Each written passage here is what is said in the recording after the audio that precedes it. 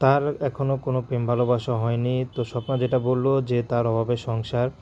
কারণ তার মা আছে, তার বাবা নেই, তার ছোট একটা ভাই আছে, একটা বোন আছে। তো তার মা কোনো কাজবাজ করতে পারে না। তো তার একটু জমি ছিল, সেই জমিতে ঘর উঠে হয়তো ভাড়াটা থাকে, আর একটা ঘর ভাড়া দেয়। তো সেটা দিয়ে কোনো মতে চলে। তো স্বপ্না এখন বর্তমানে সেলাইয়ের কাজ করতেছে, সেলাই কাজ করে আর একটু ঘর ভাড়া উঠিয়ে যা ইনকাম হয় তাতে দিয়ে চলে। তো স্বপ্নাদের জায়গাগুলো তার চাচারা নিতে চায় দখল করতে, কিন্তু এখন স্বপ্না চাচ্ছে যে আমারকে যে বিয়ে করবে তাহলে আমার সম্পত্তিগুলো তার নামে লিখে দিব। তো স্বপ্নার একটি কথা, যে পুরুষ আমার দায়িত্ব নিতে পারবে পরিপূর্ণ, আমাকে ভালোবাসতে পারবে, আমাকে বিশ্বাস জোগাতে পারবে, তেমন একজন মানুষ পেলে তার বিপদে আপদে আমিও থাকবো, যদি সে আমার বিপদে থাকে। কারণ একজন পুরুষ মানুষ ছাড়া একটা সংসার টিকে না।